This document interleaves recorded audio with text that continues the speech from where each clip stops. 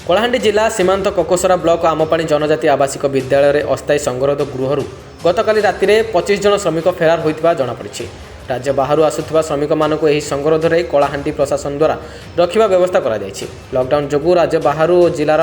विभिन्न स्थान में काम कर श्रमिक मैंने घरमुहा होती। मोट 64 जन श्रमिक यह संगरोध में रहते। तेज नवरंगपुर जिला पापड़ाहांडी ब्लॉक अंचल 26 जन श्रमिक फुलवाणी चली चली फेरुवा समय आमपाणी पुलिस से अटक रखी ब्लॉक प्रशासन सहायतार संगरोध गृह में रखिते। तेज गतकाली कौशलक्रमे 25 जन श्रमिक मैंने फेरार पर आज सका घटनास्थल में कोकोसरा ब्लॉक तहसिलदार वीडियो पहुंची तदंत कर देखा मिली।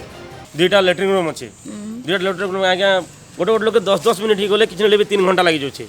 से भर लेडीज गोटे भी अच्छे लेडीज गोटे कि छाणले मलु आज्ञा आम निजे गले भी असुविधा ये जगह आगे फिर गदबाटा भी गोटे जगह अच्छे आउ गोटे जिनिस आम आगे आसलु 17 लोग इटा तो सरकार नियम करे अलग लोग के सामने रहबाटा नहीं से किसी करवाट नहीं से धीरे धीरे आज 5 लोग काल के 10 लोग कर आज्ञा 70 लोग पहुँची गले ना ताकर लगी बोली आमके भी रखा है आमके छोड़ा नहीं हबार फिर खाना देखन सकाले आमके टिफिन देवा कथा कि चाय टिके भी देवा कथा से जिनिस भी नहीं देवार 1 बजे आमके पढ़ा 2 जन भात जीवा लगी एबर तक पठे जो सामान नहीं आसबार था केते बेले सामान आनबे और आम रांधमु और खाइमु। कलाहांडी चित्रसेन बाग को रिपोर्ट न्यूज 11 ओडिशा।